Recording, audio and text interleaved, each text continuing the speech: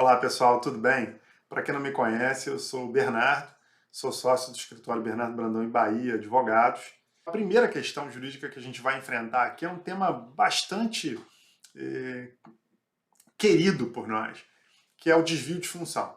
É uma matéria bastante querida porque nós trabalhamos muito em processos de desvio de função nos últimos 10 anos. Em 2010, fomos procurados por uma categoria de servidores no município do Rio de Janeiro, agentes auxiliares de creche, e eles afirmavam que estavam em desvio de função. Então, para que nós chegássemos a essa conclusão, foi necessário primeiro desenvolver um estudo, primeiro entender como é que funciona a estrutura legal da educação no país. As normas federais sobre a educação e as normas municipais sobre a educação. Depois foi necessário entender como é que se organizava a estrutura de cargos e atribuições dos servidores da educação do município do Rio de Janeiro. Porque tudo isso é peculiaridade, é detalhe que vai ser levado em consideração na construção de uma ação judicial. Então, à medida que nós avançávamos nesse estudo, nós pedimos a essas pessoas que trouxessem para nós informações, documentos, olha, vocês têm isso, vocês têm aquilo, o que acontece na prática, e isso e aquilo. Então, o trabalho ele foi caminhando, e no final ali de algum tempo, nós chegamos à conclusão que realmente havia desvio de função. Desvio de função ele pode ocorrer tanto na iniciativa privada quanto dentro do poder público, ok? E nada mais é do que o servidor ou o empregado, que ele é contratado ou ingressa num cargo para exercer uma determinada função, e a administração ou empregador transfere esse empregado ou servidor para uma outra função que não a dele. E daí surgem diversas questões, várias questões que podem ser debatidas no curso de um processo. E nessa época nós ajuizamos um volume muito grande de ações, são aproximadamente 300 ações. Dessas ações, o resultado delas foi que 97% dessas ações nós vencemos. Na verdade, o entendimento do Tribunal de Justiça do Rio de Janeiro era contrário à questão do desvio de função. Okay? Os precedentes não eram favoráveis. Havia ali uma súmula do STJ, há pouco editada, reconhecendo a possibilidade do desvio de função e o dever da administração de indenizar o servidor por esse tempo que ele ficou desviado. Só que era uma questão aqui bem nova no tribunal no que diz respeito a decisões favoráveis. Então nós tivemos bastante trabalho nesses processos, mas no final nós saímos vitoriosos, nós conseguimos os resultados. Muitos desses processos ainda tramitam, enfim, são processos difíceis, o município tem prazo sempre estendido para se defender, pode se defender em várias fases, mas não tem jeito. No final, acaba tendo que ceder e acaba tendo que pagar as indenizações. Então, algumas questões que são relevantes. Para o servidor identificar se realmente ele está desviado de função ou não, primeiro ele precisa verificar quais são as atribuições do cargo. Quais são as atribuições do cargo que você exerce? No caso aqui específico, eram atribuições relacionadas às crianças, né? Mas havia a necessidade, segundo a legislação, de um professor na sala de aula. E esse professor ele não existia. Portanto, essas pessoas, esses servidores, faziam, às vezes, de professores. Como não havia professor, na verdade, eles eram colocados, era exigido deles que eles desempenhassem essas funções. E isso restou provado em praticamente todos os processos, né, com raras exceções. Então, primeiro é necessário fazer uma análise quanto às atribuições, ver se realmente as atribuições não englobam aquela função que está sendo desempenhada. E mais, é preciso também você verificar se existe aquela atribuição de destino, se existe aquele cargo de destino, ou seja, aquele cargo que vai servir de parâmetro, que é o que nós chamamos de cargo paradigma. Eu fui desviado para que função? Qual é a função para a qual ocorreu o desvio? Então é importante haver essa conjugação.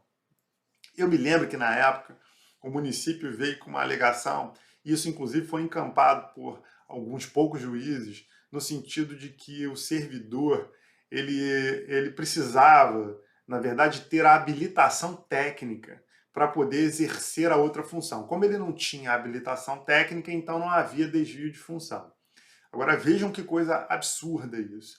Porque o que a administração faz quando desvia de função? Qual é a ideia, né? Por que o administrador desvia de função? Na verdade, desviar de função é um método utilizado para economizar recursos. Se eu tiver que colocar X engenheiros numa determinada função, ok? Esse exemplo nem é muito bom, vou usar o de professor para ficar melhor. Vamos imaginar, se eu preciso de X professores numa determinada sala e esses professores vão me custar R$ 5.000 por mês, é muito mais fácil eu pegar o servidor que ganha 1.000 e desviar esse servidor para exercer a função desses professores. Então a lógica, na verdade, é essa. Tanto é verdade que quando nós fomos analisar a lei orgânica do município, nós verificamos que há um artigo na lei orgânica dizendo exatamente que é um ilícito promover desvio de função. É proibido. E a ideia do desvio de função é, na verdade, a administração economizar dinheiro. A súmula 378 do Superior Tribunal de Justiça, que diz que se houver desvio de função, o servidor tem direito a receber pelas diferenças, ela é inspirada exatamente no artigo 884 do Código Civil, que diz que ninguém pode enriquecer ilicitamente, ou seja, ninguém pode auferir vantagem de forma indevida. E é isso que, no caso, o município fazia, como vários outros municípios e vários estados da federação fazem diuturnamente. Inclusive, isso acontece dentro da União Federal também. Então, é uma prática corriqueira.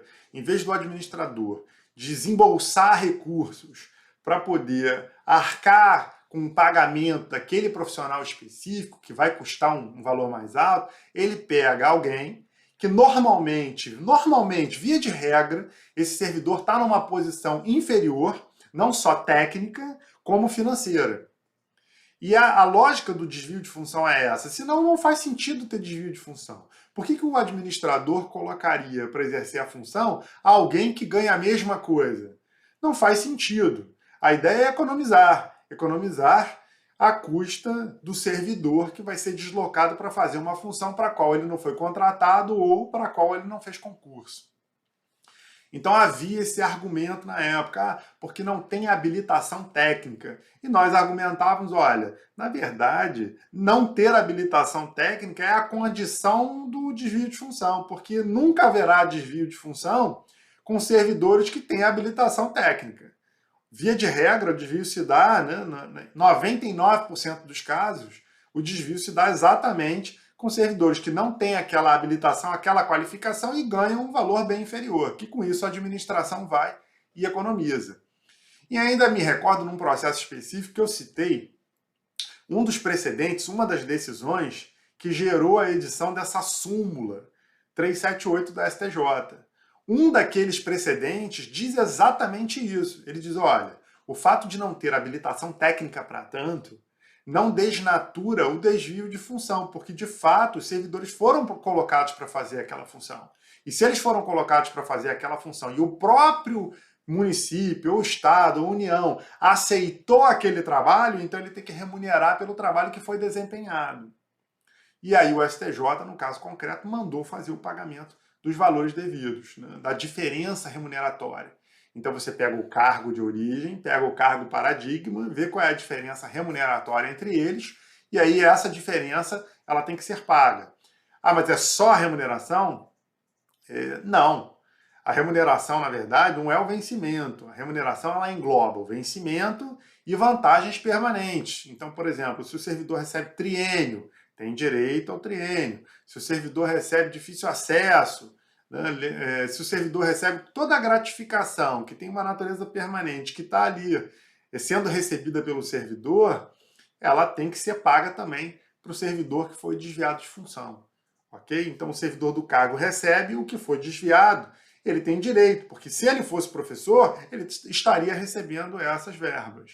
Então não faz sentido também afastar outras verbas e pagar apenas com base no vencimento, diferenças vencimentais aqui. Pois bem, então o desvio de função, ele precisa também ter um certo tempo, vamos dizer assim, é necessário que haja uma certa frequência. Então, uma situação excepcional em que você substitui ali por um dia, né, que você, a pessoa ficou doente, ali rapidamente há uma substituição apenas para que não haja uma interrupção do serviço público, isso não configura desvio de função. Mas se a pessoa, por exemplo, por um mês desempenha uma função que não é dela, aí nós temos a caracterização do desvio de função. Então vejam, aqui é preciso que haja efetivamente um desvio de atribuições, que você exerça uma atribuição que não é sua.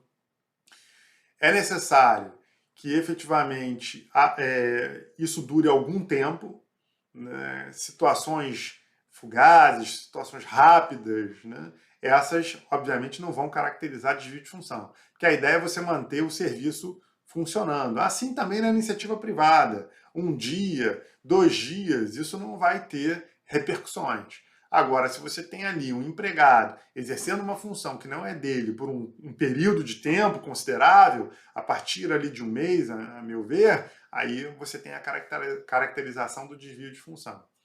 E aí, óbvio, você tem que sempre observar que essas questões mais técnicas, elas devem ser levadas ao advogado. O advogado da sua confiança, alguém que efetivamente entenda disso. Porque não é simples, não é uma questão simplória, não, isso aqui é fácil, eu vou levar, não é bem assim. As procuradorias normalmente estão muito bem aparelhadas. Aqui no Rio de Janeiro, por exemplo, a Procuradoria do município é extremamente bem aparelhada, os procuradores são muito competentes.